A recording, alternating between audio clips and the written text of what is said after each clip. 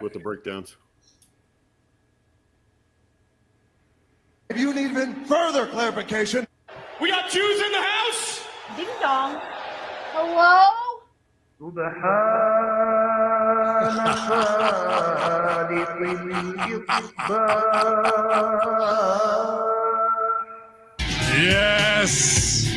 Yes, infidels, that's right. We're back on a Colossal Thursday as Vince McMahon. Yeah, pal, I'm about to be on Pat McAfee's show. But before I do that, morons, we've got to light the fuse, break down all the news, give you the reviews here at Hamin Media Group, channelattitude.com, three-man booth, The Vet, RVB, and Hacker Hamin. YOLO!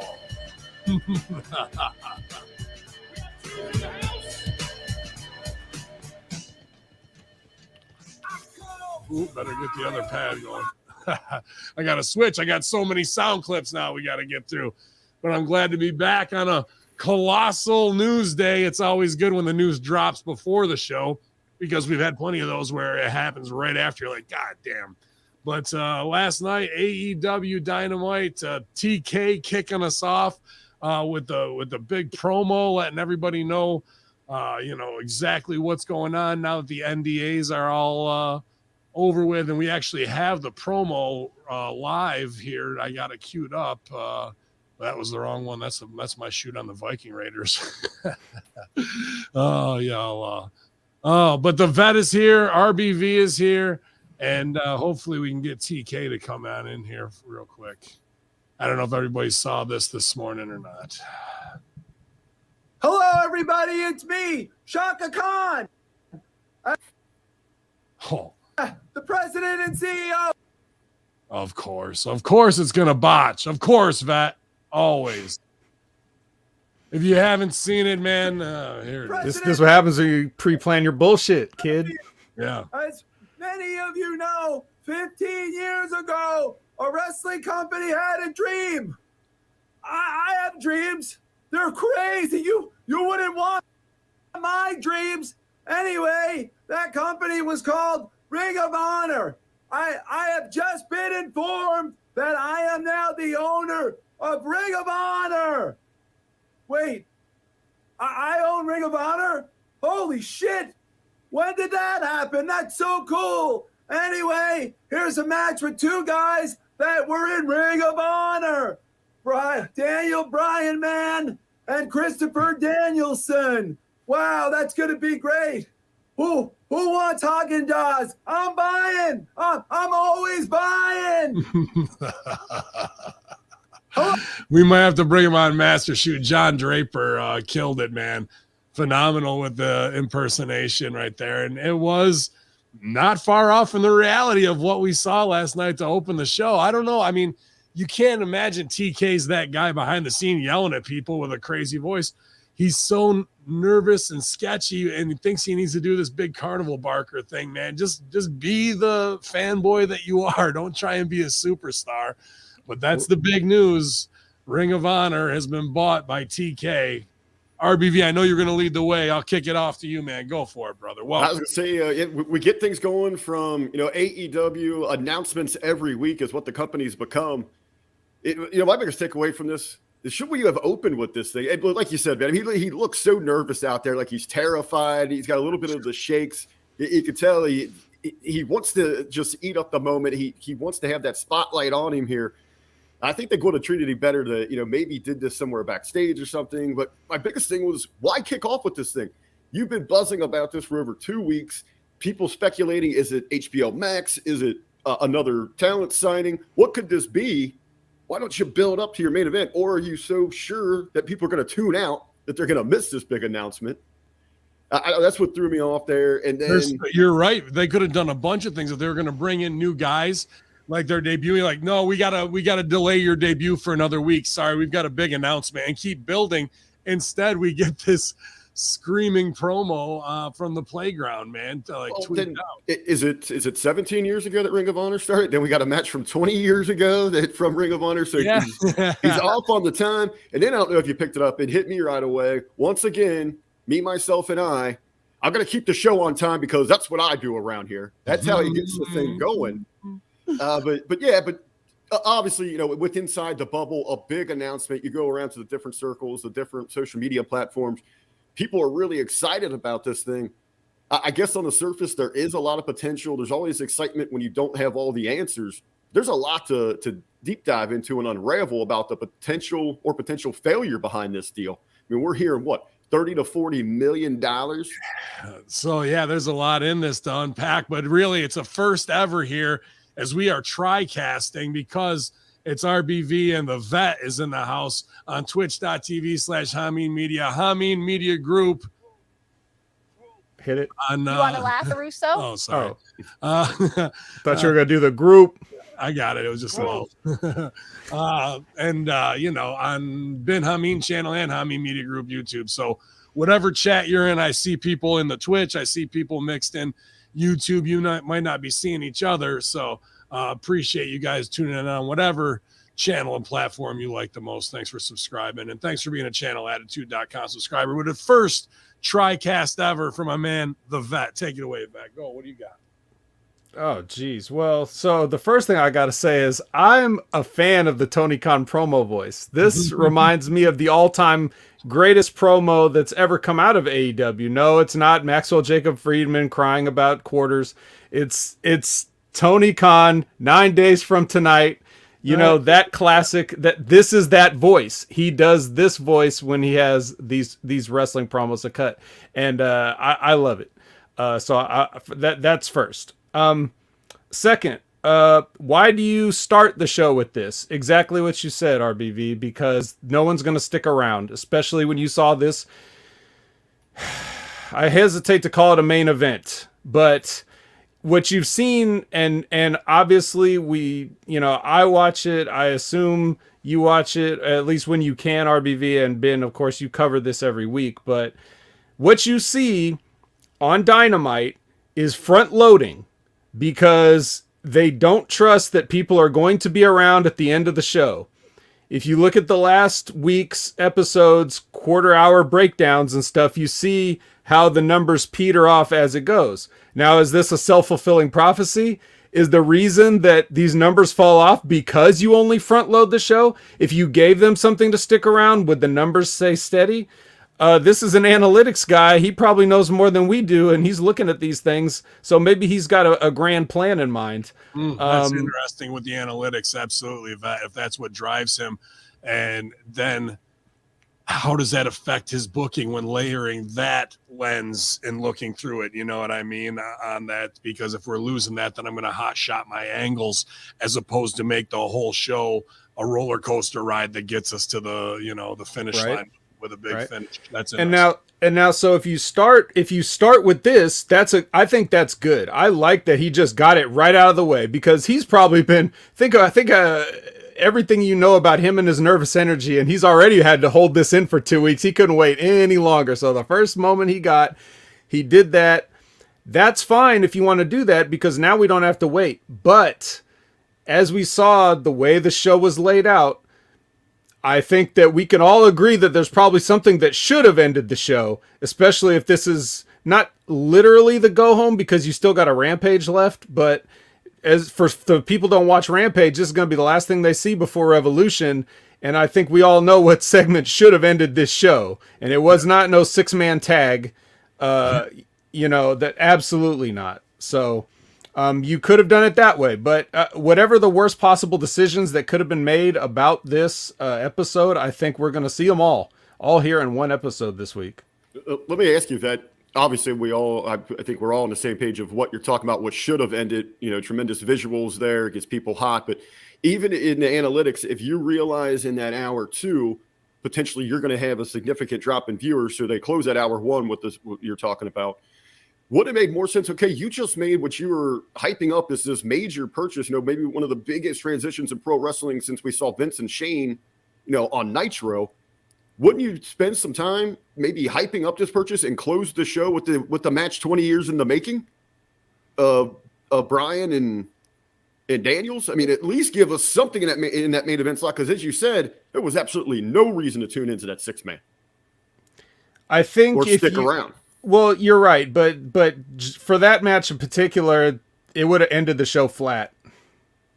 You know, to have whatever happened happen. And it was flat, dude. I couldn't believe how many times. I mean, we needed DJ Jazzy Def over there to pump the crowd noise in during Punk and MJF, dude. It was silent, bro. Silent.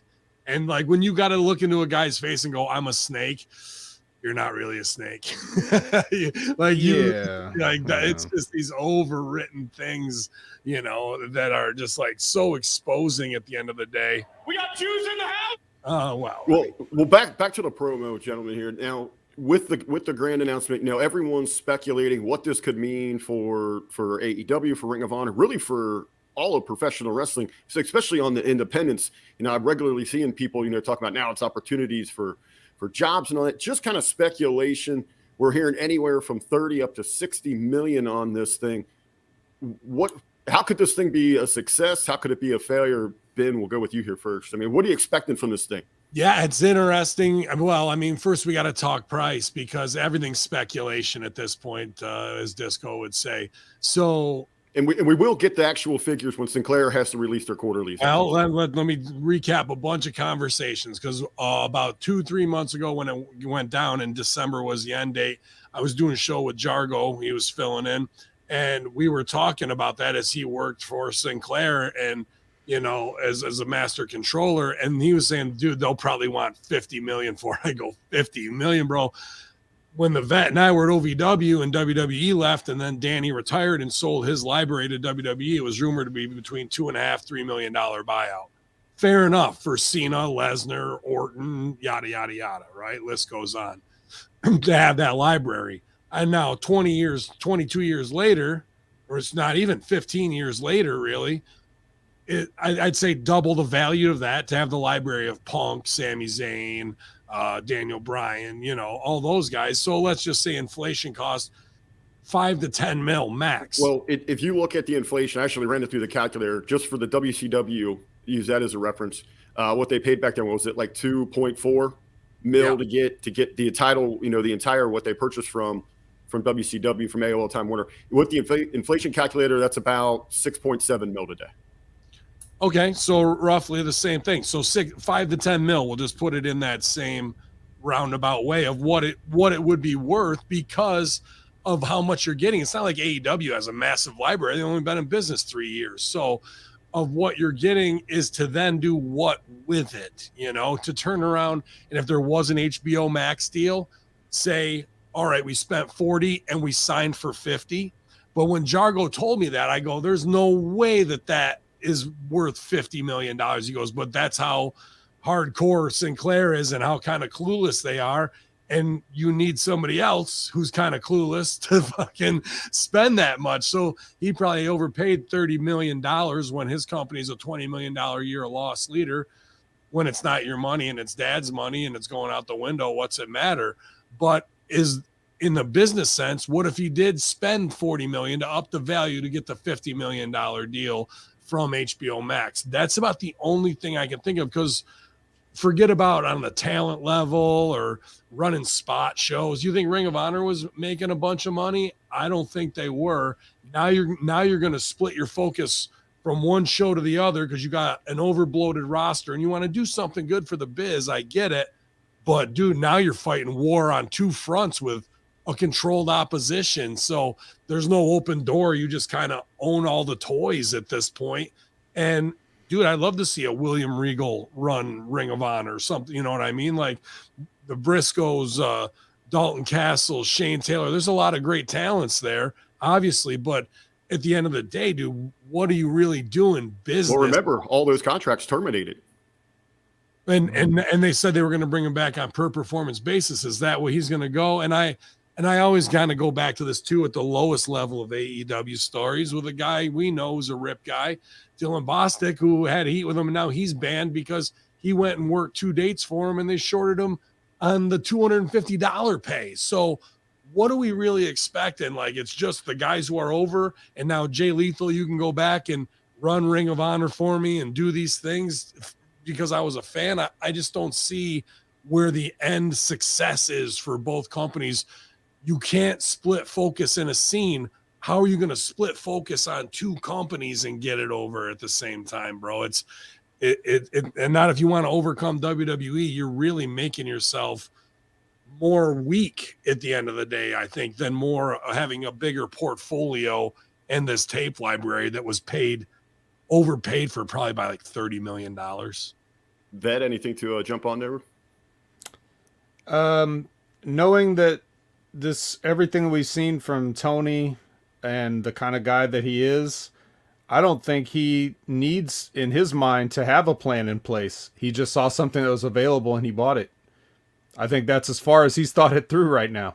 Do you think I'm friends with Kerry Silkin on Facebook, and I remember when he was there and we had the buddy stuff and the ROH, and Jay Lethal comes over and has a match. Dude, I think the Sharks just came over to do the deal and eat, bro. You know what I mean? Like, there is no plan.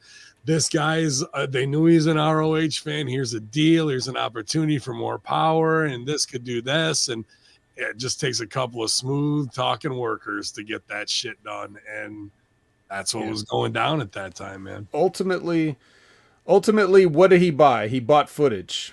That's all that that's the only tangible thing that he actually gets out of this. It may be the rights to use the logo. I mean, but what does that cost? So, I mean, the talent, like you said, is all been released.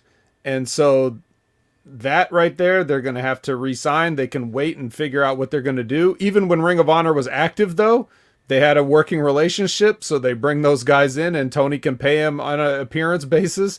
And the guys in Ring of Honor are working with Impact too. So they've got that whole thing going on. Should have bought Impact. Probably could have got that cheap too. If Impact sold from Billy for, what'd Billy buy it for? Like 1.8 or something they owed him, like $2 million, and they had paid him $200,000 up front, and he tweeted, "You still owe me 1.8 million or whatever," and then they paid it right away because Anthem didn't want to look bad. You probably could have got Impact with the library for $5 million. Why not throw it in at this point? Yeah, why not? So, I mean, are we seeing like this modern day, the old Vince from the 80s going through and buying people out? Like, is there used to be like, a couple dozen places to go and clear out the talent from, and now there's just like a handful of places, and he's going to do that in this era? Is that what's going to happen? It's interesting to do what, to then really do what? If you're not getting your own people over at this level, what do you expect to do with three independent or two other independent running companies, X amount of pay-per-views? Nobody's running spot shows. AEW's not running spot shows. Ring of Honor isn't. They just have their TV tapings. Like, what is the actual value payoff? All I can think of is a subscription deal with HBO Max and having that library and just being a middleman that upsells it while you still try and do your own thing. How does Ring of Honor coming back, how does that look as like a success? You know what I mean?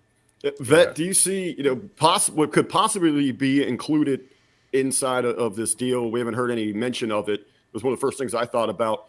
Would it help AEW if they retain the rights, say maybe for like 5 to 10 years guarantee, to fill the Ring of Honor syndication for Sinclair? I mean, that was the whole reason the company existed, was cheap syndication for them. Could that be part of this thing? Would that help to maybe take Dark from a streaming show to syndication around the United States?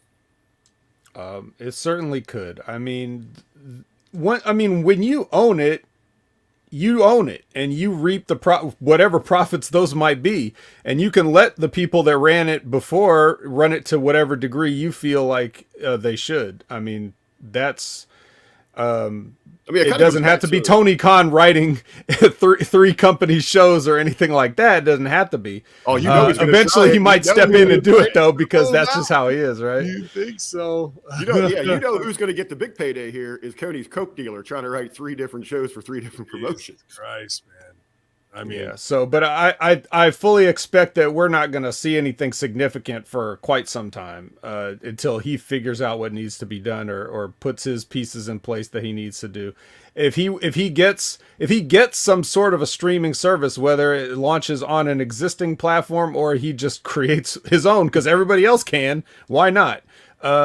Then you could be like, oh, here's all classic Ring of Honor stuff, and then if that's enough to entice somebody to spend, $6 to $10 a month, then maybe you can try to recoup some cost that way. It's not going to be much, but I mean, that's really all you can do with it right now. It's going to be it's way too many balls to juggle to try to actually run Ring of Honor, actually run AEW, actually help with the Jaguars, help with Fulham, like this. It's too much for one human to do. There aren't enough hours in the day, even with the Coke. It's just there's not enough time. Well, you mentioned something interesting there. Ring of Honor has a subsystem. They have a network. They have the Honor Club. Well, so you got to believe that he's taking the rights to that. I mean, that I mean, it's a piece of shit. I've had it for back before the COVID era. Man, there was so many flaws and issues with it. But you're talking about isn't that just a website where you can stream videos or whatever, just like certain things, or what is that? I mean, you got access to most of their live events. You got all of their marquee pay-per-view events, and then they had like a back catalog and all that where you could go watch some things. I thought you were talking about their developmental thing. It was a mini WWE network. Okay. Yeah. Well, I mean, so that is a property. Let's be real. Like, how many people were watching Ring of Honor, man? Well, probably in the last 5 years leading into COVID when it shut down, I went to probably, I don't know, 8 to 10 shows, and I've seen local indie shows. I just made a comment to Big Tom from War that his shows were outdrawing Ring of Honor in the area. So 400 or 500 is what ROH. I'd say about 500 on average. So, right. Let's even put it at $40 average ticket price. It's a $20,000 gate. Now, how many building rental, production cost? How many guys? They're losing money. And so, what do you expect to gain in coming back, man? This feels like a real Slick Willie job, and some sharks just took a big bite off the carcass for him, and he gets to fanboy out about it. But I don't see a roadmap to success here, dude. I really don't. And I don't see the library where anybody is like, dude, I got to fucking see CM Punk's earliest matches, man. Like, that's about 10,000 people, and 10,000 subs for that. Like, with all the creative options you have, like, it's got to be in HBO Max, and our HBO Max non-wrestling watcher is going to turn on ROH and go, this shit is awesome. I can't believe I missed it back in the day. I got to watch all of this. It doesn't really matter because HBO just throws crazy money out there too as a Viacom corporation. So that's where the only business I can see being done on the highest level that would turn a profit is just to be a middleman and flip it and take 10 million, You know why Ring of Honor was never really successful? Because no one can fucking find it. No one ever could find it.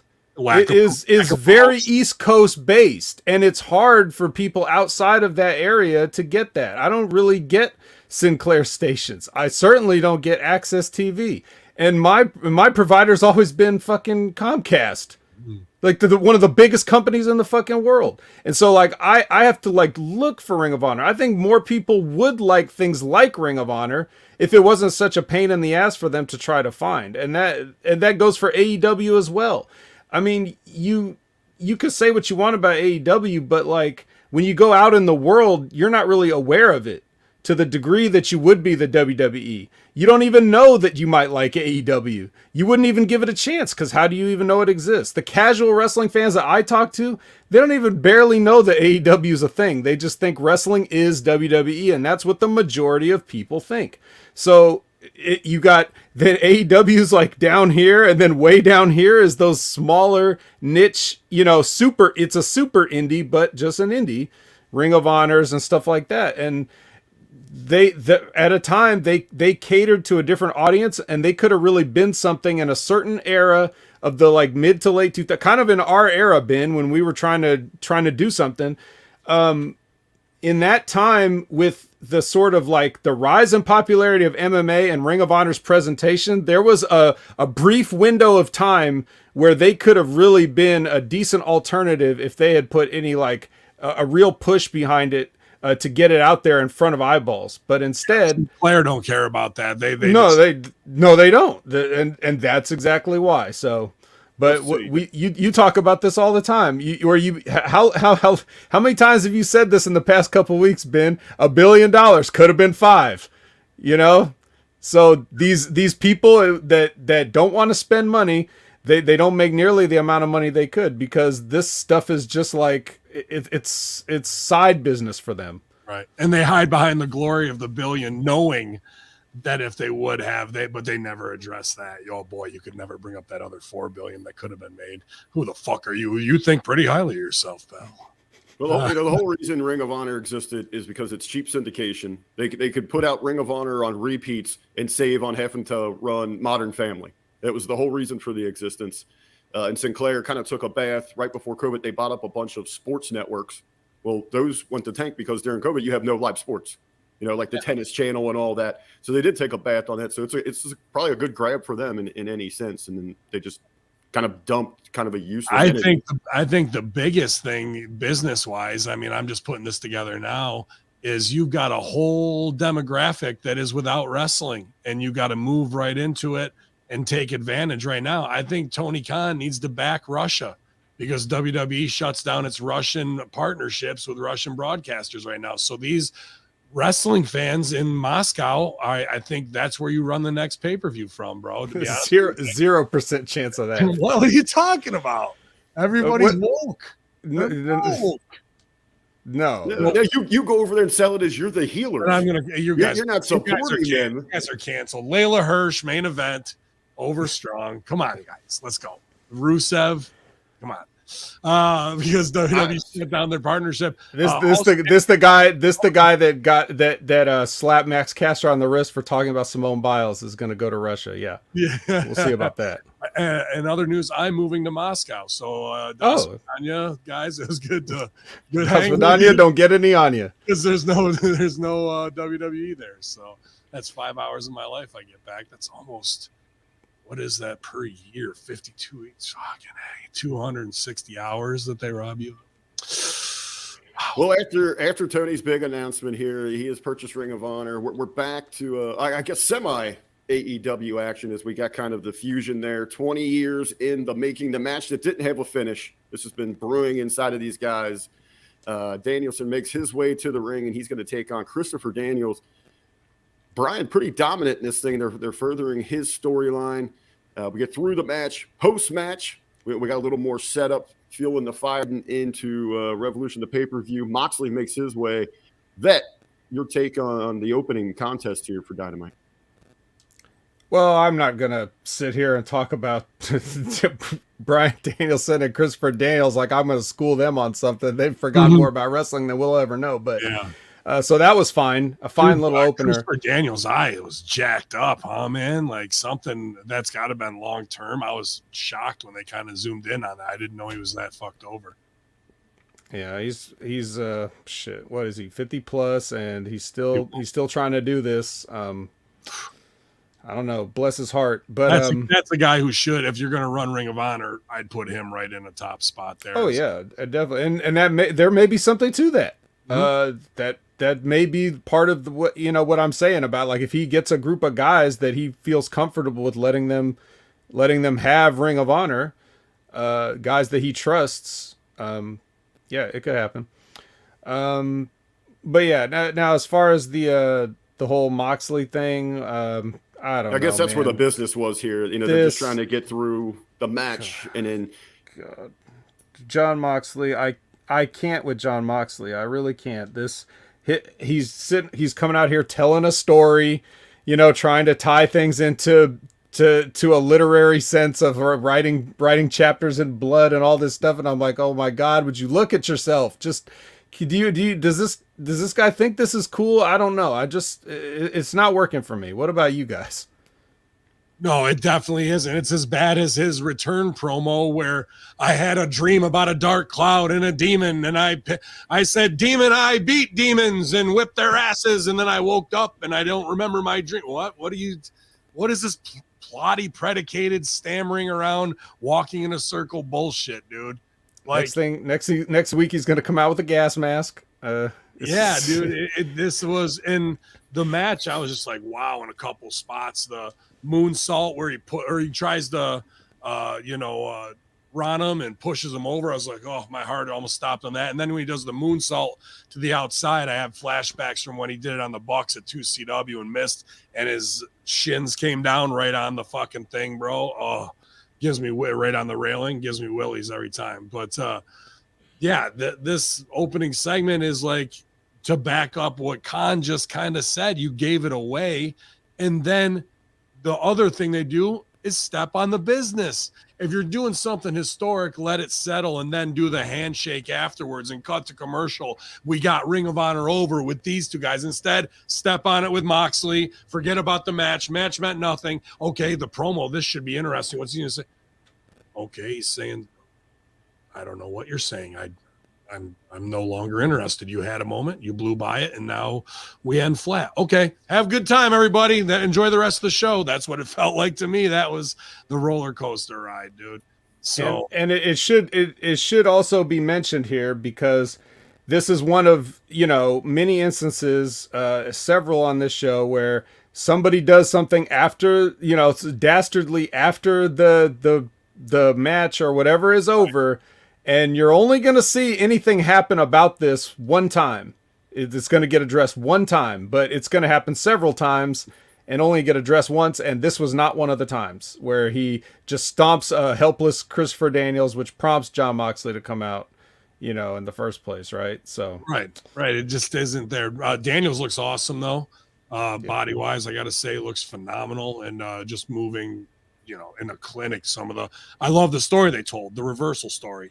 Reverse out of everything, tease everything, get out of it, out wrestle each other. The actual story of the wrestling match was pretty fucking rad, which makes the stepping on the business suck even more, in my opinion. Second match up, we get tag match with FTR and real quick. Anything on Sting and Darby in the back? A real quick promo. Oh from my them. God, bro! You thought Ronda Rousey didn't give a fuck? Holy shit, bro! Stinger couldn't have mailed this one in anymore. And then don't turn around and show the crowd your back if you're not going to do a reveal and then give them the energy.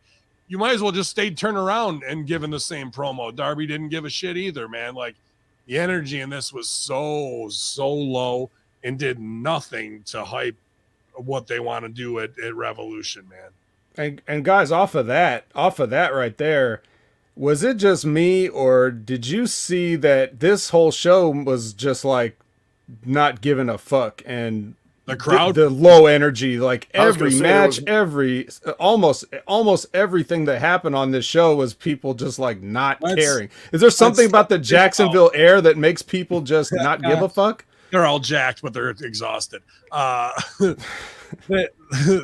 Let's think about what's happened. Cody and Brandy leave. The EVPs have no stroke. So now everybody who had a buddy to call in buddy favors no longer has that fucking, because I bet that's why Khan did it, because everybody's, hey, will you do this for Nakazawa? Will you do this for fucking Luther? Will you do this for all these guys? And he's like, enough. Everybody's power's gone. I can fucking see that, right? Like, enough's enough. And after that happens, everybody is just kind of like, oh, their contract's not getting renewed. Let's stay small, and maybe they'll keep flying us out. And then the big dogs leave. People are like, oh shit, they left. Now what's gonna happen? And they rib about it on BT. Then he buys Ring of Honor, and people are like, oh well, maybe I'll get work over there. I can suck hole my way into spots there, which maybe they can to stay safe for a little longer. But there's no like locker room, this is us, the revolution is here, we're taking wrestling in a different way. Right now it's whispers, murmurs, who's gonna come in, who's taking a spot, who's doing this, that, or the other. And nobody knows what their future really holds right now, and they don't have any buddies that. I'll say, what's the real vibe, the feeling in that locker room? If you're one of those that are on the edge of losing a guaranteed deal, and you see now that you're in the rights to the Ring of Honor, you're going to want to bring in some of those people. They're going to take those guaranteed deals. I mean, there's not enough pizza pie to go around for everyone. There will be no deals, and just start going to most things except your upper tier main eventers. Everything else is per appearance handshakes. You're guaranteed 16 dates a year, and we're going to pay $1,000 or not. We're going to pay $500 a rip. Why not? I bet they take it. That's more than they would be making on the indies. Ben, with all your audio clips, do you have the conspiracy theory music? I don't have that. I don't have the conspiracy one. All right. Well, just imagine it. Just imagine it in your minds, Dan. Okay. The president of the new Ring of Honor, Cody Rhodes. It'd be interesting to lead a war with Inside, but I think that would be kind of like, you know what I mean? Like, it would be, which is why I think it could be Cody Rhodes, because everything he does is that. He probably thought this would be a great idea. Like, okay, what if you buy this other company? The timing is interesting, bro. Right? From leaving, you don't. Your point is not lost. There is a possibility and probability of it. Who knows? Because we haven't had the Stooge. But think about if he's been sitting on this for 2 weeks. The Stooge Report, Telegraph, Telephone, Telewrestler has been in the AEW locker room. These weird things, and morale has to be kind of like nobody wants to sell with boo-boo face, but at the same time, nobody's going to stand up and be like, I'm next. Let's fucking go. Let's get this company on track, because nobody wants to lose their spot. So I bet it's a different feeling over there, bro. Well, who's controlling all the scuttlebutt of that? The information releases. Yeah, Meltzer. Yeah, I mean, he's got them all on to pay, So So everybody sources off of Meltzer, and if Meltzer's got all he's the one that can put out these rumors of, they're talking about this and they're talking about that. Oh, Cody's already got a deal with the WWE. Like he can put all that out there, and everybody else is just going to bite off it, and regurgitate it. So Rip said it's a work on Lila Studios this week. So I said it could be even before I heard him say that. So. I don't know. Go to ProWrestlingTees.com/Ben Hamin /Rip Rogers.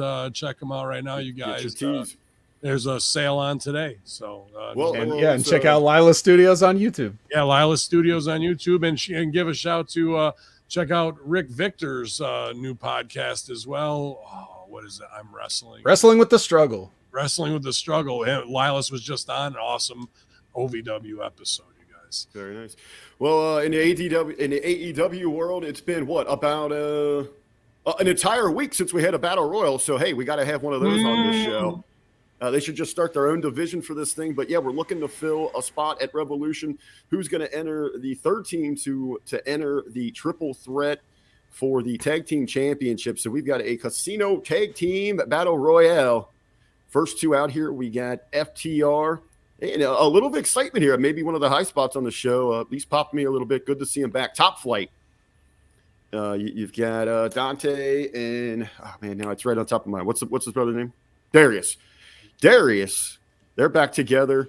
Rules of this thing: the teams come in intervals. Elimination happens when both partners are eliminated.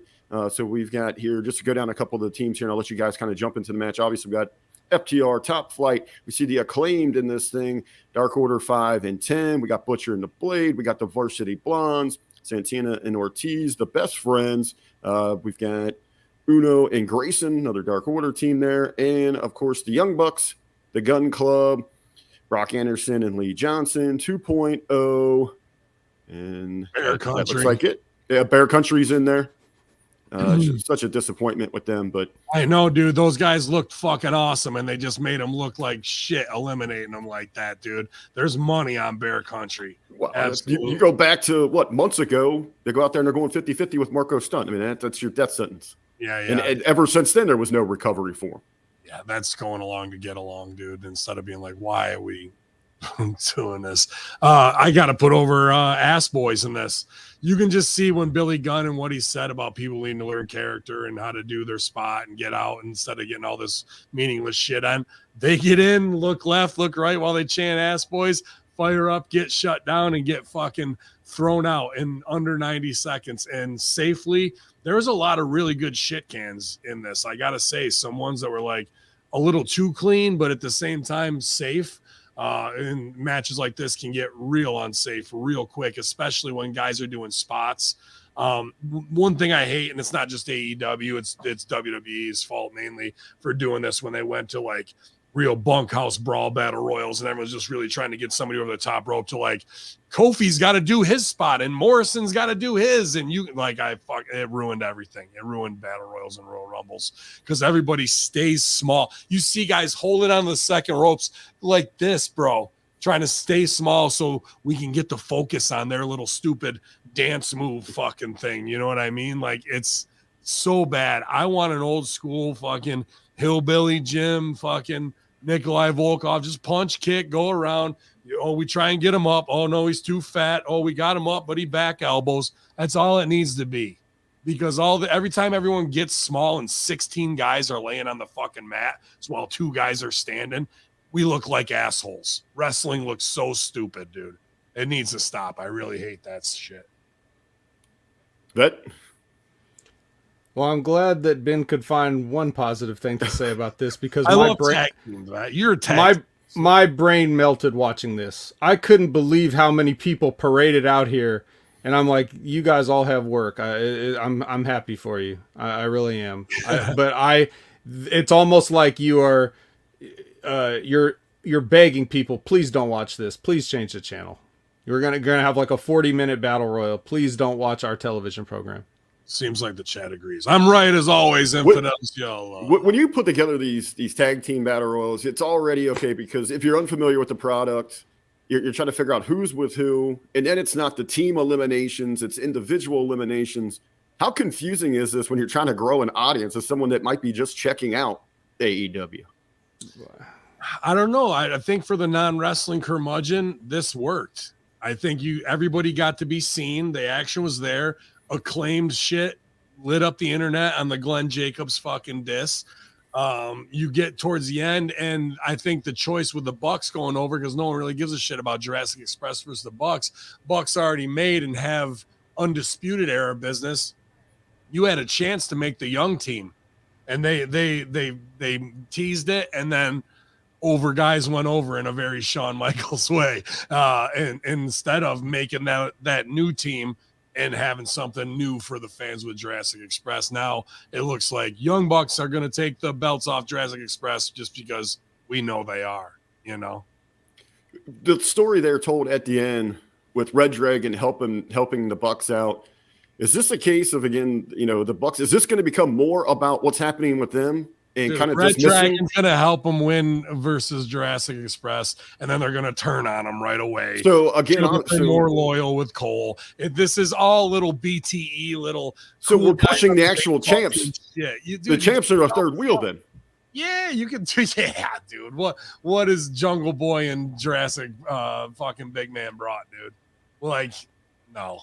Like, they're not being featured, and I think it might be because Jungle Boy's injured too. I'm not sure on that, but that's why and you put Christian with them. Outwork everybody. Now I manage Jurassic Express, bro. Yeah, you outworked everybody. So this is to put it back on the Bucks at the end of the day. Maybe he did outwork everyone. He's still getting a paycheck and not taking any bumps. If you went from an EVP to hanging out in the back playing video games with your buddies, I think in a wrestling way, you'd come up if you were top guys as a conniving way to take it off the mid card, lower card guys and work with your friends for the title because these guys aren't drawn whatsoever. That's how this shit works, bro. Was there something out there through social media where FTR said if they didn't win this thing, they would retire? Because I did see where Dax sent put out a tweet afterwards saying they'd stick by their word. They're done. I guess this is more time to go cry about Shawn Michaels being mean to him on podcasts, but. Where is FTR at here in this tag team picture? It's as high as like the fans want to get behind these guys. I mean, they just continue to expose themselves. Delusional in this tag team picture is where they're standing most of the time. Yeah, I think FTR just being on television is well, and they're part of the Pinnacle, but it's almost like you forget that every single week that these guys are in a faction, you know, with other guys that have angles And on they the had show. to do it Like right. everybody in the Pinnacle kind of has an angle, and then they're just there, right? You got Wardlow's got his thing going on, MJF's got his thing going on. Spears is kind of floating around. Spears is there with the Wardlow. Spears' thing is with Wardlow, like he's tied into that. And then you got FTR, which I just feel like that's Tony Khan throwing a bone to Jim Cornette, who's nice enough to book his show for him.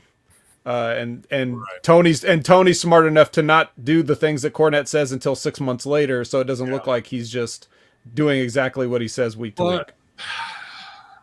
Yeah. If you listen to the drive-through and the experience, and you watch AEW, it's all crystal clear. But I hate things like these little scenes that are so miswritten of like what is going on. Wardlow squashes Cesar Bononi, a guy who's massive in his size. He beats quicker than guys who've lasted 6 minutes with him who are half his size in a get over or squash. So he beats him quick before anybody can be shown as rotten. Boom, he's over, goes to the back.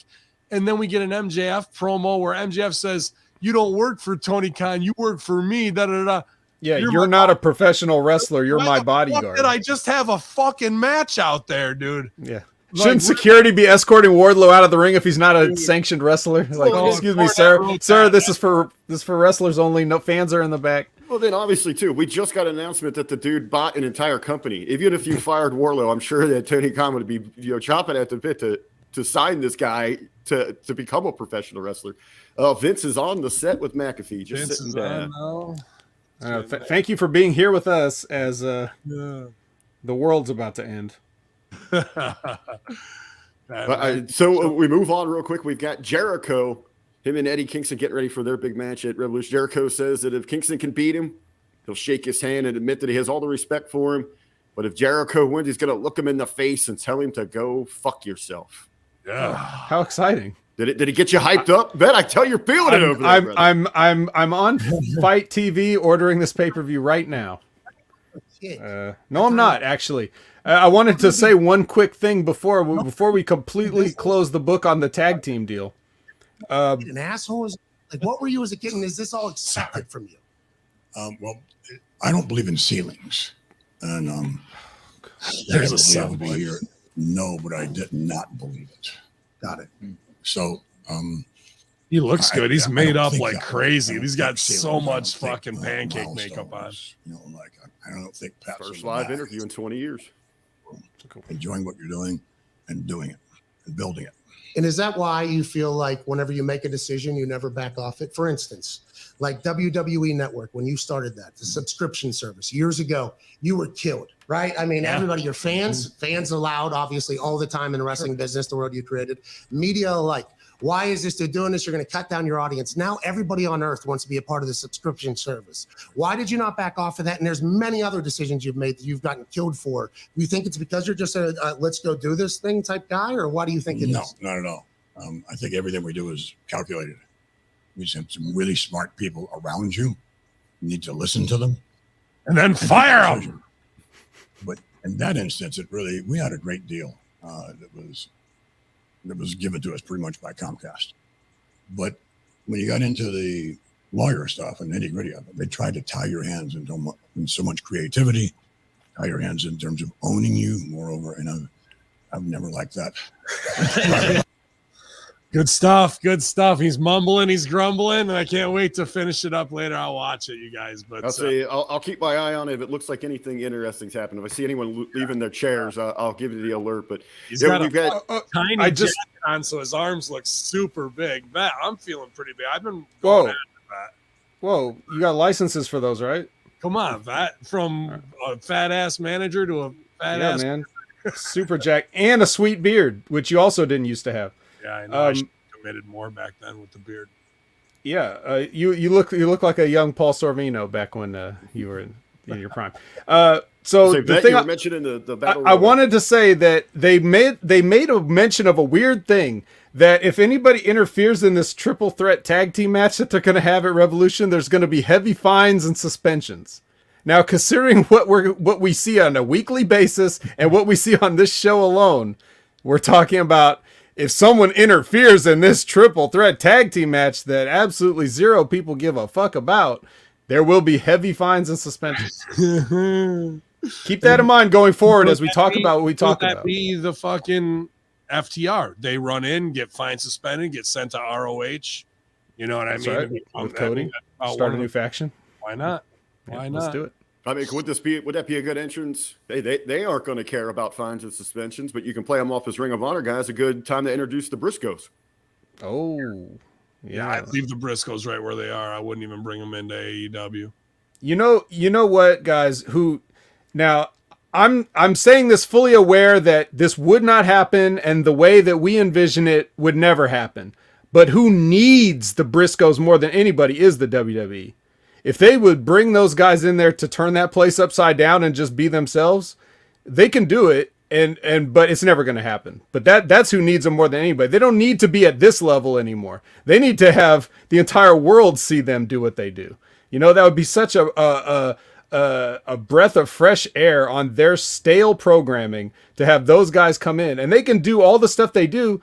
You know, they don't have to cut these promos where they're swearing and stuff like they do on their own social media. They're professional enough. They know how to do it on regular TV for family friendly, but still in your face, what the Usos could only dream of intimidating you with. Like, can you just imagine if you could see those guys on Raw and SmackDown just while everybody else is just so plastic and fake, and then those guys come through and then everybody's just like, what did I just watch? Like, that's who needs them the most. That's like 30 guys I went to high school with are exactly like those fucking dudes, you know, farm boys like that.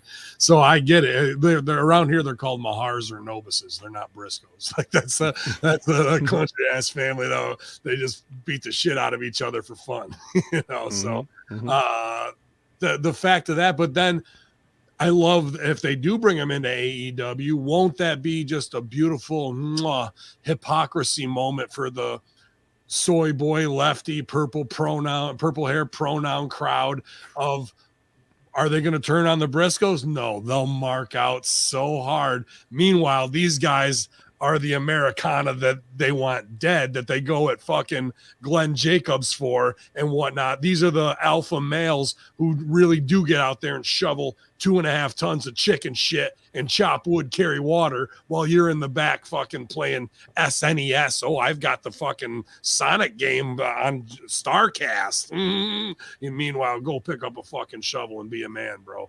Like, could you even change the oil on a Komatsu fucking backhoe? I don't think you could. I'm pretty sure Chicken could in under 10 minutes.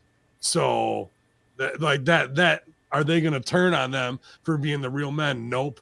They'll all, this is awesome, and be the mark out double standard fanboys that their whole entire organization is built off of. Hey, to find out. Speaking of the Briscoes, they're taking on the Outrunners this Saturday down in Ashland, Kentucky. Yeah, that's going to be phenomenal. I feel bad for the Outrunners. I think they might be in for a little bit of trouble on this one. So after the Jericho promo cut there on Kingston hyping their match for the pay-per-view this weekend, Revolution, we're back in the ring, and we get CM Punk makes his entrance, and he runs down some of the more villainous acts that he has perpetrated over the course of his career, and says that, recently, before he came to Dynamite, he took a long, hard look in the mirror and asked himself, is he the good guy? And the answer that he saw in that reflection was that he is trying to be. Now, he is a bit suspicious of MJF and his intentions, but he wants to give him the benefit of the doubt. He wants to see the better and see the good in MJF. So MJF comes on out here, and we have a moment of embrace. And then MJF shows his true colors to the world. Quiet, bro. It's so quiet. Like, the crowd isn't like, oh, we're really into this. They're like, what? Where the fuck did the heat go? There used to be heat here. And you're getting set up for something, and now we're all insulted. This isn't some big epic of like, oh, really? He turned on him. Like, we know what's coming. And they want to do it symbolically. And Punk's wearing a white shirt, and MJF, he's wearing white. So that means they're both on the same side and enlightened. But then MJF has a reddish shirt on underneath, the devil inside. And then he pulls off that shirt to have the shirt with the picture on it. And then let's get color on Punk so we can get blood. We're going to get blood on the white shirts. It'll be a great visual, everyone. Oh, you're going to get blood before the pay-per-view dog collar match instead of saving it? Mwah, everybody's a genius. That's one of the main questions I wanted to ask you guys here. Obviously, they go on here. The Pinnacle comes out. They put the beating on Punk. That you got the dog collar. You got the crimson mask. Is this the right time, or do you save this for the pay-per-view? It was way the wrong time. You don't get color before the pay-per-view. Red equals green. Even the turn. The only thing you can do. I mean, not turn, but MJF showing his true colors. All you can do is kill him now. And I'm not saying like, oh, he killed him with a powerbomb. You have to put a gun to his head and pull the trigger. You just got blood on the fucking setup for the payoff. You have to choke him out and asphyxiate him till he has no pulse.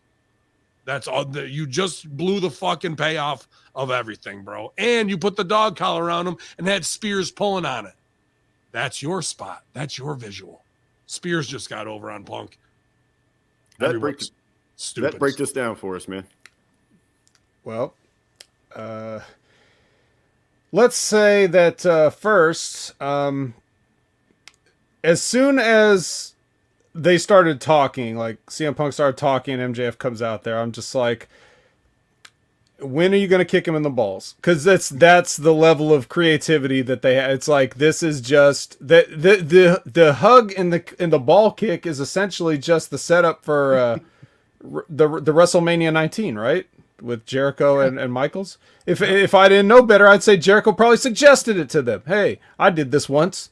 You know, like, you can use that if you want, guys. Anyways, I'll go over here with Eddie Kingston now.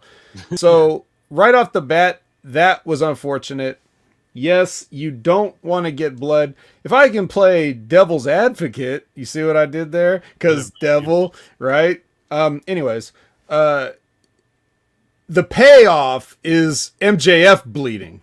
That's what you would pay to see. So the fact that, you know, Punk got the blood, now that the idea being, I'm not saying I necessarily agree with it, but the idea being like, okay, well, we've seen this guy in jeopardy. Now, is he going to get it back on the pay-per-view, and how much are you willing to fork over to see You're it? right. You're right on that. That is the idea. Now, could you have also done that without the blood and just choked him?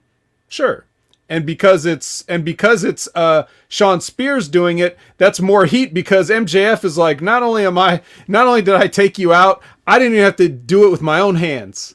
So that's even more heat. Like, oh, you motherfucker, you couldn't even beat him yourself. You know, that there is something to that. There's something to all of that. And didn't all this make Punk look so stupid and so fragile? Well, it does, but and that's just because it's like, you know, in wrestling, these guys are only kind of going to do what they've already seen. They're not coming up with a lot of interesting stuff. What I would have done, if you had to get to a ball kick or something like that, just for an example of something a little different, just a little slight tweak to it, is like after the hug, and Punk could be like, you know, so I mean, do we still have to have this dog collar match? And then MJF could say, well, it is already advertised, and then kick him in the balls or something like that. You know, just something to play with to just not be the, oh, we're doing this in silence. It's so dramatic, you know, like just a little something.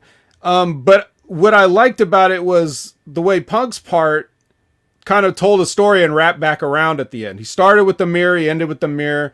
The stuff he said in the middle was all fine. It's just that everything after was kind of the cliche part that made it a little less enjoyable. That being said, still the best thing we're going to see on this fucking episode. So I gotta at least just say, well, you know, at least it wasn't the worst thing ever. That's coming up. But yeah, they could have, with a few slight tweaks, they could have got potentially even more people interested in purchasing Revolution if they were on the fence about it. That, I think you hit the threw the dart right there at the bullseye. After this, I mean, this thing starts unraveling the show. I mean, seriously unraveling. I think they missed 2 weeks ago taking this turn down this road of like, it's MJF's anti-Semitic bullying that turned him into this, and Punk leaving the, like, dude, that feels so. Maybe for the fanboys, they felt the same and they loved it, but I just was like, we're little kids. We don't have any real man interest, and it's all about my little emotions and my comic book world of mommy told me to take this pill and everything will be all right. I have learning disabilities, guys. I'm a heel. Okay, fuck off. They blew it. They blew this whole angle. They had heat and they blew it, in my opinion. And last night didn't do a damn thing to get it back on track. It insulted intelligence more than anything to me. And with the color thing, that I like how you're right on with the payoff being him getting color, but I think that comes in the match. It can get split, but I think it comes in the match. You get heat on Punk right away. He bleeds. People want to see MJF bloody before the end. So when Punk's come back and he's got the chain, you want to see it?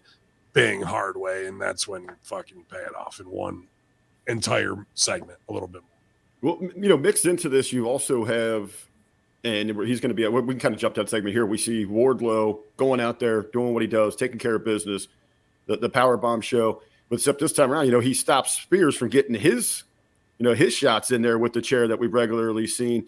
Benny had mentioned there, we get the slap later. That inside of itself is a spin-off story here.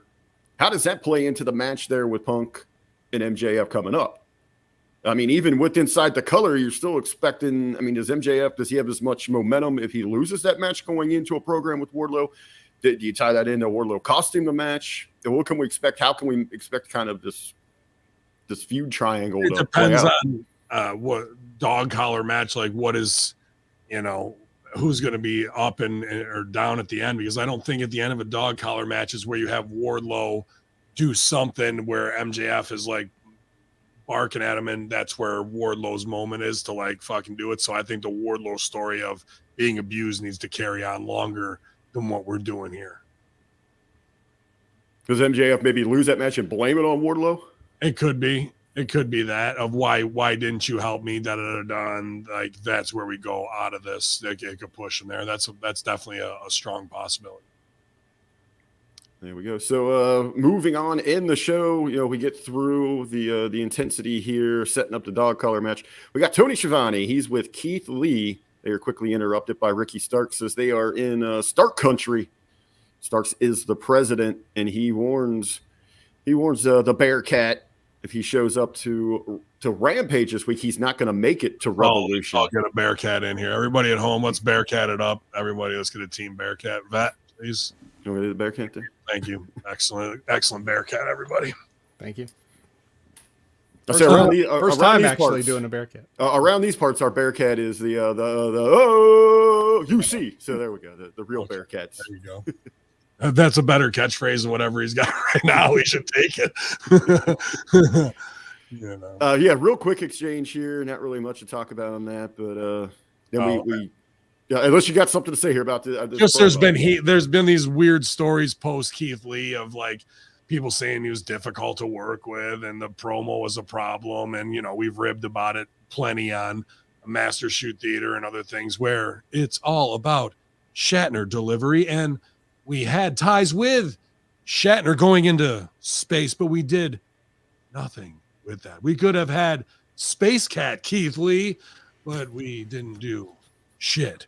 And he also didn't listen to the notes and go to take some monologue classes if people have a problem with that, or use that and go, they say I'm difficult, use that as your motivation and say, if you don't like the way I talk, then go fuck yourself and everybody else. So they don't take the gifts that are given to them. They just respond with some social media bullshit tweet instead of going, there's my heat, there's my get over, there comes the bus that I can get on to success. No, there it goes. See ya. Hey, Ricky Starks promo. How's it going, guys? Okay, cool.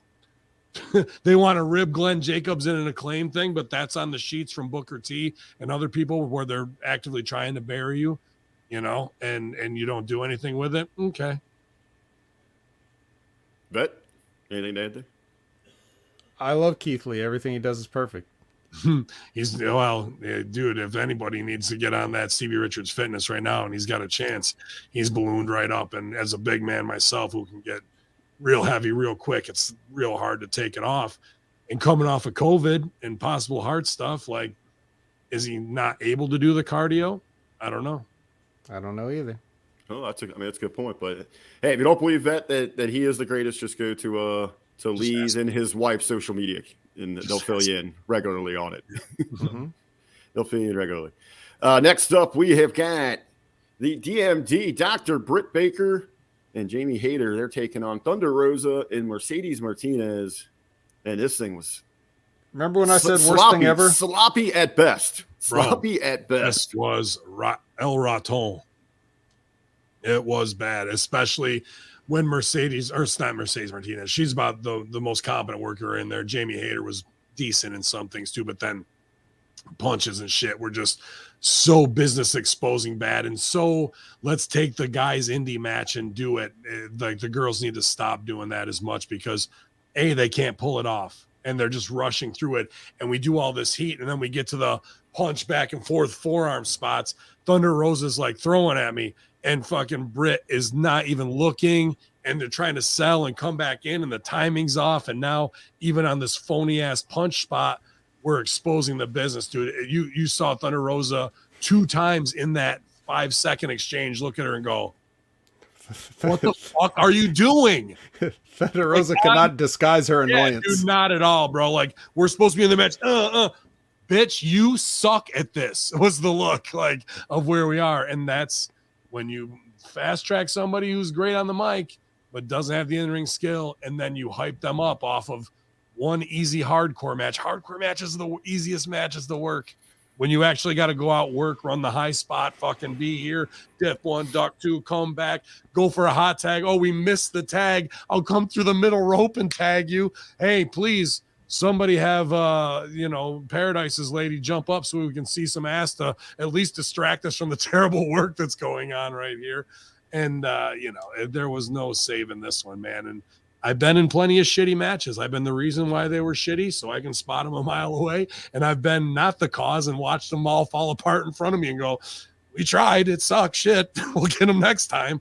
This was we'll get them next time, and hopefully Jedi mind trick wipe their fucking memories away from how bad this was, man. It was real bad. There's no less than 7 spots in this match that'll make Botchamania next month. If I were Tony Khan, I think I would let all these women's contract expire, as I feel their wrestling wasn't good enough.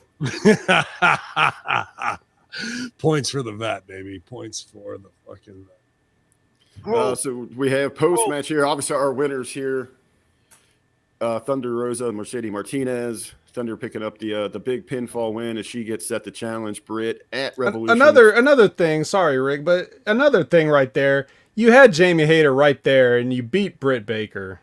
Yeah. What the fuck? Get out of here. Hello?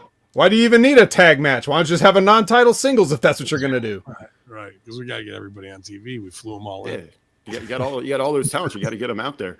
God damn it. So a down moment there for the women's division. This isn't really any saving grace here. We've got Tay Conti and Anna Jay backstage in a confrontation with Big Jade there, and Tay's furious. She wants to get after Jade. The smart Mark steps in there and says that they have a provision that if Tay touches Jade at all, that the match won't be happening between those two for the TBS championship. To me, the most pathetic visual here is Anna Jay trying to hold back.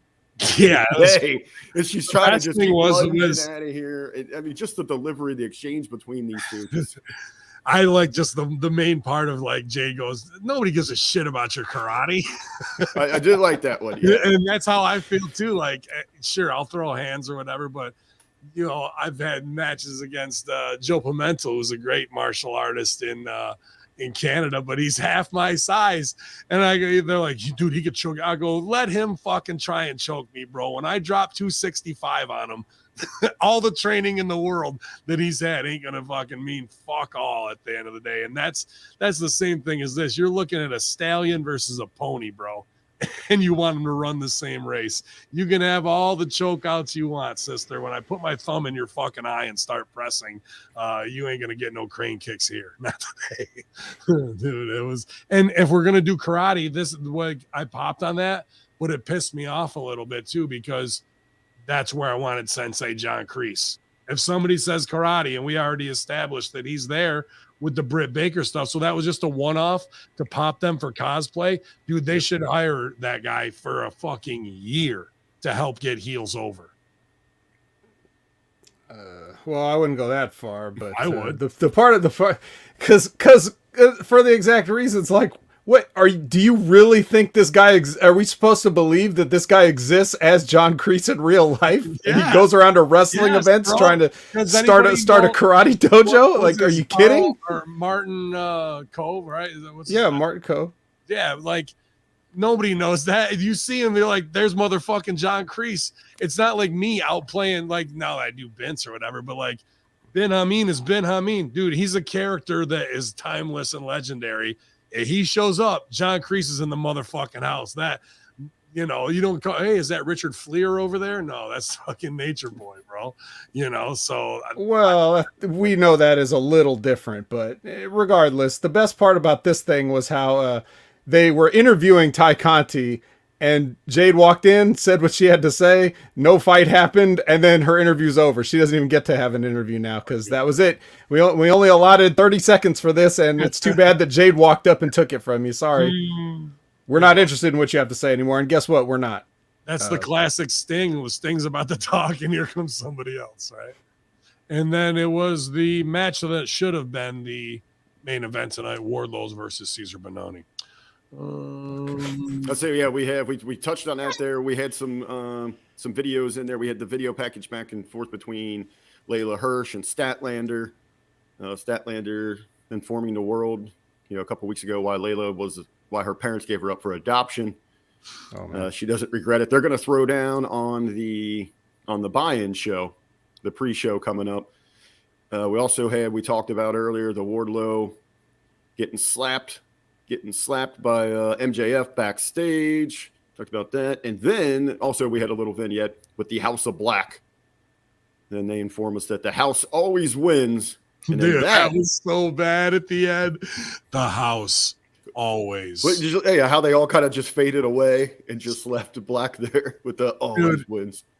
The Aleister Black cuts the promo. Let's not do the house always wins. Like, we each are gonna split up the line in such a chotch way, bro. Like, just be the backup. Aleister Black is the fucking mouthpiece, and you gotta decide, like, you're the disciple, you're the fucking muscle. That's what we know you as. You're the disciple of Seth Rollins. You're the big fucker who's bigger than the main cult leader. That's what we go forward with, not break it up into 3-man. Everybody gets their shit in like that, dude. And I like the lighting. Aleister Black really cares, man. He, from everything that he wants to present, he thinks about the finest details, and sometimes they're probably lost subjectively, and things that have been cut, but at least that's a guy who gives a damn about the perception, man. I got to tip my hat to him for that. But there's things like splitting up the line where everybody gets a word to get over his cheese ball. We got Ben, you don't remember when Manson let Tex cut promos? Yeah, Tex, you take the mic now, brother. You got it. Tex got something to say to you guys. Just be the fucking cult leader. You run them. They follow.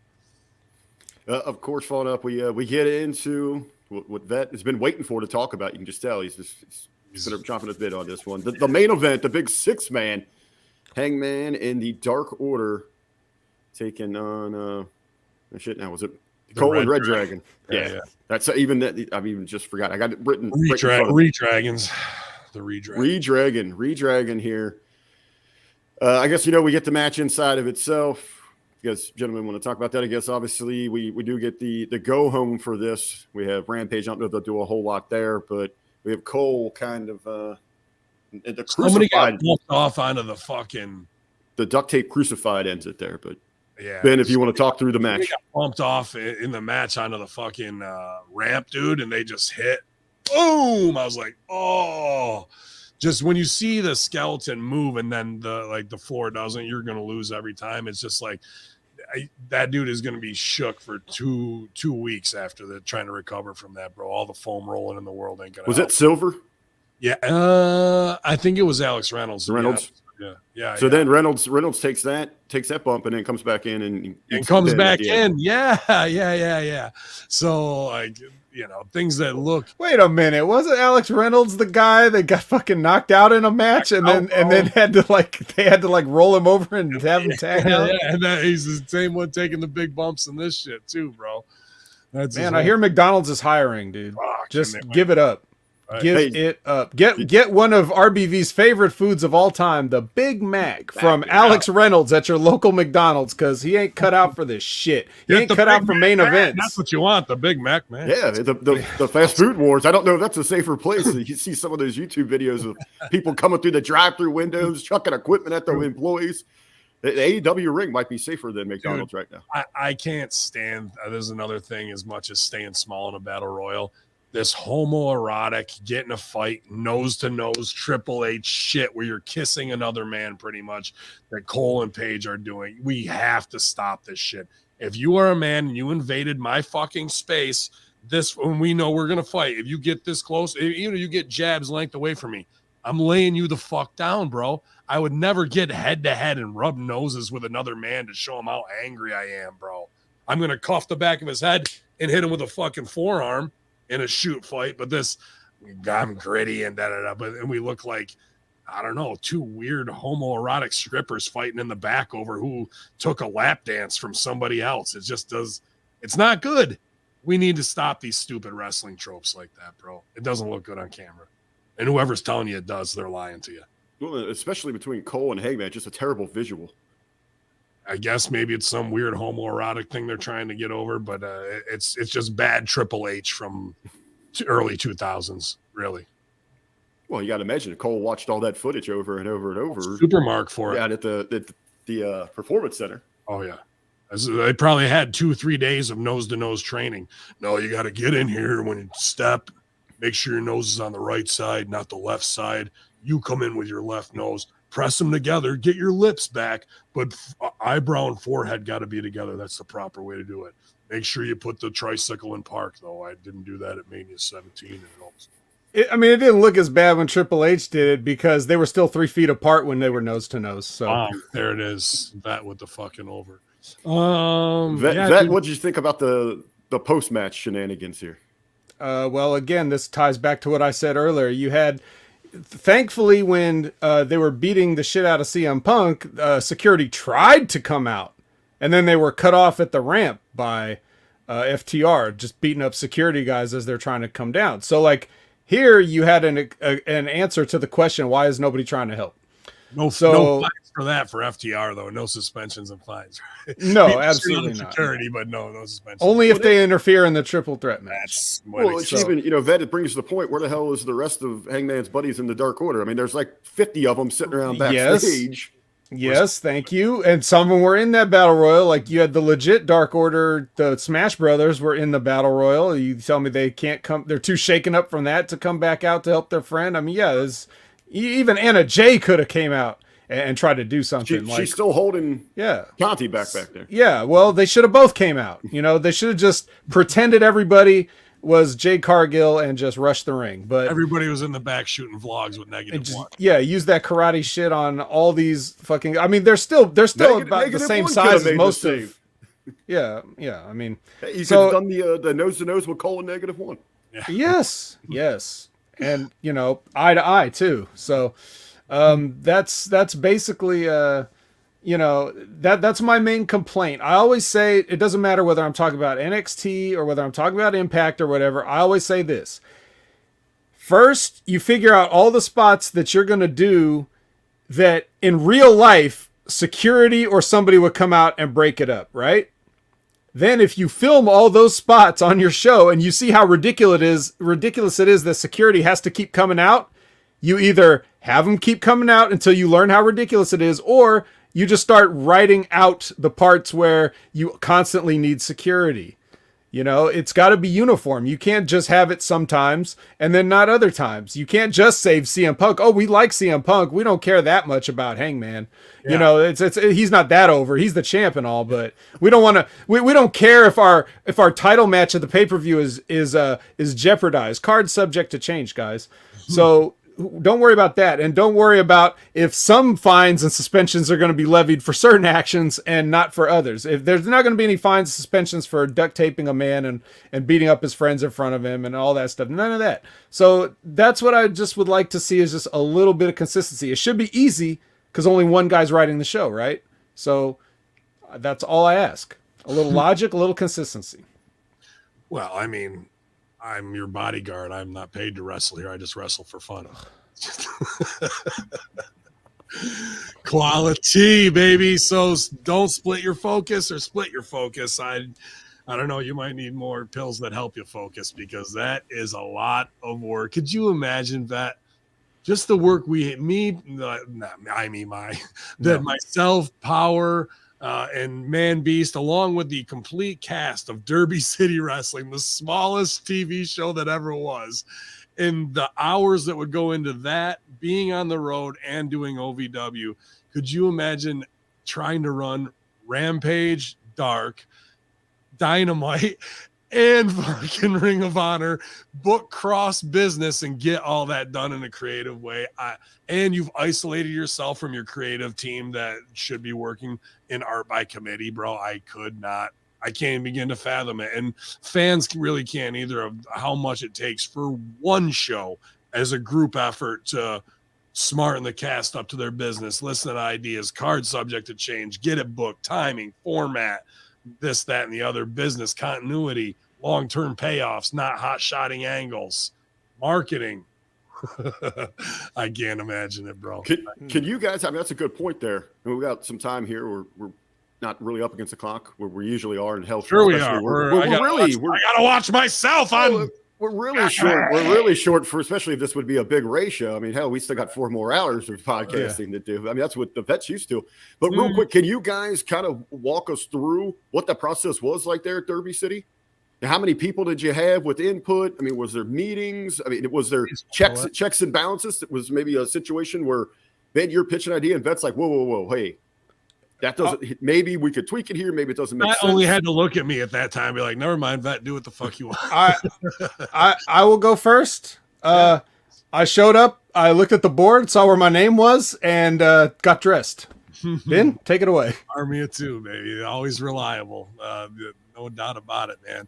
But the vet would tell you, input-wise, I think we should do this, and this, and what we had for it, because guys knew their characters. They had input. I wanted them to have ownership of what they were doing, not just like, no, you're going to be this, you know, like that's the worst way to build a group effort that can do business through multiple things. So yeah, a lot of us were on OVW kind of halfway through DCW, so that changed it a bit. So we were having to worry about our business that Al was booking and trying to do the crossover. So Derby City Wrestling, we'd pick up the details that couldn't be on OVW TV in those segments, and we'd flush out the underworld of those, and those details would trickle down and have influence on the student shows that were just amateur shows before that. Now we had weekly TV, but that was, like I said, myself, Man Beast, Adam Revolver, and sometimes Twinkle Toes would be up till 2 a.m.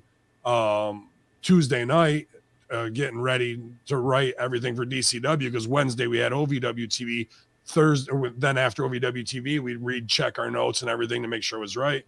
Thursday we'd shoot Derby City. Friday we're on the road. Saturday we're on the road, and then you're also training twice a week at Rips class. So things that we wanted to do on the show, we never would really practice the wrestling in Rip's class. He probably wouldn't allow that. Like, we're going to have this tag match. Let's do this. He might show us a new double down or something along those lines on how not to fuck it up. But really it was just constant. All of us who lived together in Bardstown Forest, Jamin, Hog Wild, Package Chris Sharp, who's on NXT as a referee now. Totally Awesome, which is Chris Silvio and Jimmy Long. And then you would have Rick Victor, Serena, Timmy Baltimore, all hanging out, playing video games, myself, Twinkle Toes, probably Von Lilas. So all the time, all we did was watch wrestling and talk wrestling and come up with stuff for each other on how to get stuff over. And then, you know, Joey Matthews would be there to like tell us how stupid we were and fucking fix it. So we had a lot of big brothers influence to help us, but it was just the best creative time, man. But every second of your day is eat, sleep, breathe wrestling when you're not working your mark job to pay rip. I think that's an interesting question. Frank's Picker Barrel. Ben, do you still have your notebooks from OVW? I have two, and I actually have one that's revolvers. If you want to talk about probably the best kept secret in booking and wrestling history is Adam Revolver, Brent Pridgeon. I'll stooge his real name off from the Mobile Homers, Man Beast tag partner. He's worked with everyone from Danny Davis under Rip Rogers teaching his classes, Al Snow, Jim Cornette, and run TV at OVW really for the last 15 years in some way, shape, or another. And not a lot of people know about him. A lot of people call him the wrestling computer. He's so analytical. You think the vet cuts it to the bone and isn't an analytical straight man? Like that would be the charisma guy next to Power. Like Power's that fucking straight right to it. You know, I love the vet for exactly who he is on all these shows. He's got such direct insight. Revolver's even more analytical in that. His dad was a lawyer or is a lawyer, and he's a very educated guy and just knows this business inside and out and the history of how things were done in the South and the North and and can mix it all right back in there, man. Ben, I had a question for you because I never actually, you know, a lot of what you were talking about was a little bit after my time, like when you had to sort of keep a foot in both worlds. Yeah. So what was it challenging for you? Because I don't think this is common knowledge for everybody that wasn't there, but like we had the TV time slot and it was a weekly show, right? Mm-hmm. We all know that, but our show aired 2 weeks behind. So did you have to keep up with the logistics of what was going on with OVW TV, knowing that your episode, even though it was going to be, you know, it was the same night, right? Saturday night, back to back, right? No, it was Wednesday, Thursday. No, not the taping, the airing. Yeah. Yes. It was like 10 o'clock p.m., then 11 o'clock p.m. we came on. I forgot about that. But our show came on after, but it wasn't the show that we taped that Thursday. It was the show we taped the previous Thursday. Whereas Danny used to cut the whole OVW episode that night so it could be ready for the networks on Saturday. Mm-hmm. But our show got, you know, it's like, I'll get, you know, whatever. So we were always like a delayed a week between what the people saw in the arena and when it aired on television. I think you make an awesome point because I forget about these things. And because it was Rip, just like who paid dues this week and have the sheet and he'd write the matches out. Like he'd have guys like the Kentucky Stud and other dudes doing the Sunset Flip, Sergio, and conditioning the crowd and give them a match every week because they're good dues payers as well. But at episode 22, he gave it over to Power and Beast and Twink and I. By episode 27, we were like, okay. And Rip wasn't even really showing up after that. He was like, you guys go do it. I don't watch that shit, but he was really watching the whole time to see what we do. And after those 5 episodes, I don't want to be I think it was me that had the aha moment of here's our time delay. Can we book little pieces of business without shotgunning Danny and Al's business in order to help support those things? And that's how things like Lumpy Magoo and Theta Lambda Psi trickled up to OVW TV based off of us seeing those opportunities in order to do that. So being 2 weeks behind was fine because we didn't have to have business. That just happened on that show. That has to happen on this show. It was more what influenced that would trickle down character-wise, and we had a little bit of a breather, but we did realize that. So from like maybe episode 28, 29, all the way to 72, if you were to line up OVW and DCW, you would see a little bits of crossover here and there where we could. So That's a great question and a great point, Vet. I forget those things, but I do have some old school notebooks of ideas. But I know Revolver's got he's got everything he's ever written, pretty much, except this one I stole from. So he's got a library, but it doesn't matter because inside his head, it's so analytical. He could probably recall that in a fucking second. He's a special kind of dude, and in the ring, as good, in my opinion, as good as Bret Hart.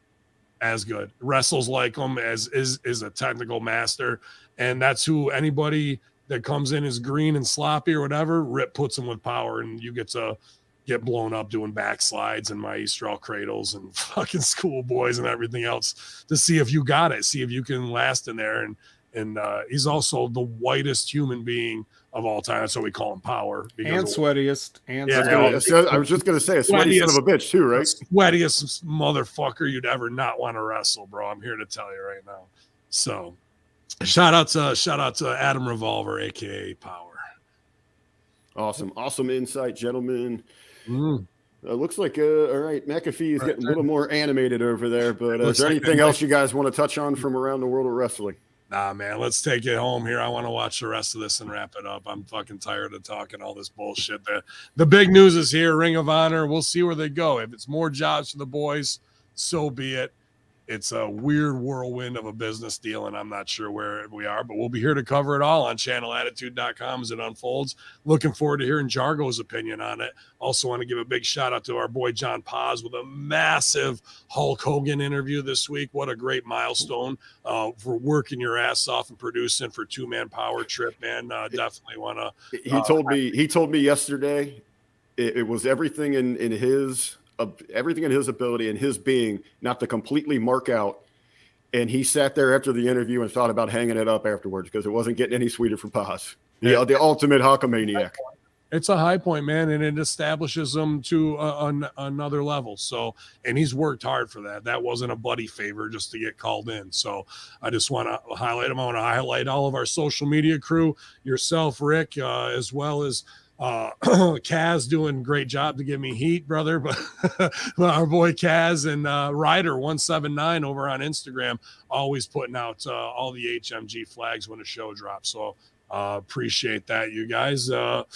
Master Shoot Theater was a lot of fun again this week. I'm glad you guys are enjoying it. I was doing a little Pat McAfee getting ready for it, pal. And now I got to get over there to get it done. So thank you guys for checking all those shows out and take a little escape from the propaganda and the death and destruction of madmen around this world. And thanks for joining us on all three Hamin Media Group, Ben Hamin, and twitch.tv/Hamin Media channels today, wherever you're getting our content. And I appreciate it if you want to subscribe to the paid side at channelattitude.com. The Friday locker room was awesome this morning with Stevie as well. And big thanks to the vet and big thanks to RVB for filling in with Silvio, focusing on Team Death Proof Dojo, the hottest new wrestling training facility, finishing school that's got all the links. If you really want to get to the next level at WWE, NXT, or AEW, or a shot at Ring of Honor, that's the place to be, man, with him, Seidel, and all the coaches that they got in. Mario Baccara,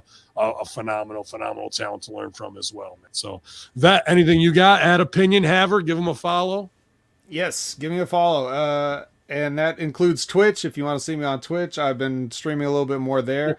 You can always find me on the Next Level 2.0 review with Big Ray Hernandez, like clockwork every week, where we suffer through that. I got to give a shout out, for Ben and Stevie. You guys, you watch WWE programming and you try to make some kind of half-ass sense of it. You are saints. You are beautiful people. No pun intended.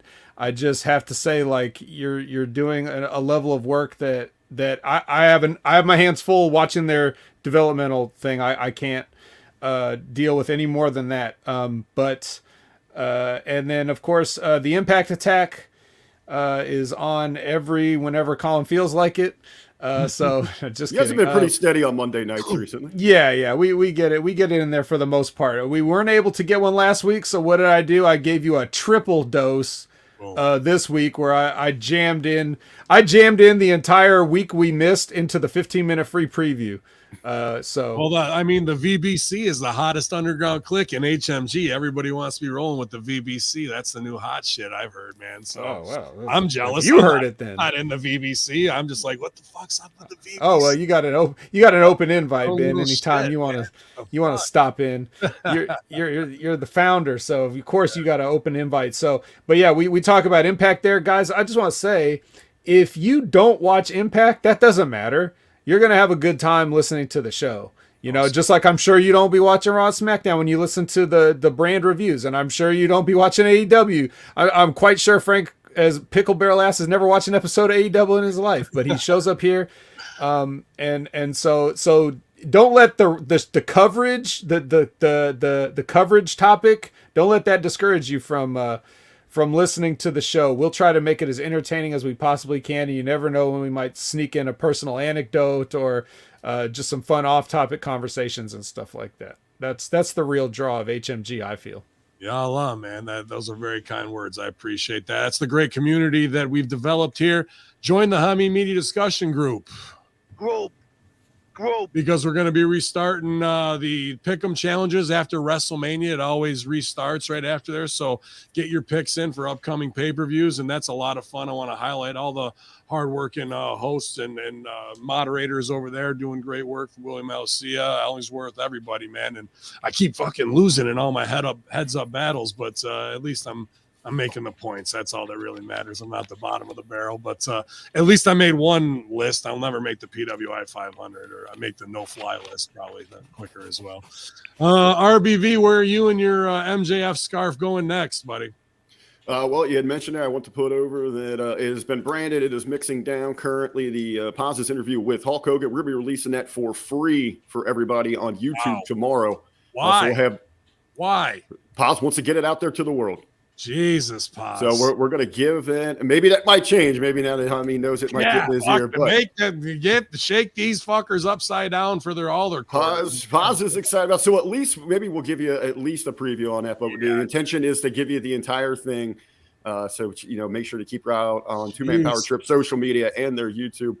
Me personally invite everyone to give a follow to my Professional Wrestling Alliance. You get us on Facebook.com/Professional Wrestling Alliance, on Twitter and Instagram, @PWA Wrestle. And then for me to keep up with all those good eats, #RBV Eats Out across all social media @The Real RBV. Yeah, man. If you're watching that Hulk Hogan episode for free, you better subscribe to Two Man Power Trip Patreon something, because that is an awesome, awesome career get. Send them some love over there. Let them know that you're proud of them and being a great part of the HMG, TMPT, MCW, Russo brand, Goldie's channel. Everybody, Stevie Ray TV, working their asses off just to try and make the best content possible for our most diehard fans. And you can follow @HackerHamin on IG. I got some new stuff up over there @Ben_Hamin, but you guys know where it is. Just keep sharing all of our stuff. That's the best thing we can do to overtake the Bixens and the Meltzer Seltzers of the world, because you're not going to get any realer talk than right here, infidels, where we light the fuse and we stay abused watching all of this goddamn wrestling, pal. But y'all, I got to go apply for ROH position. I'll see you guys later. We got Jews in the house. What kind of person to say a total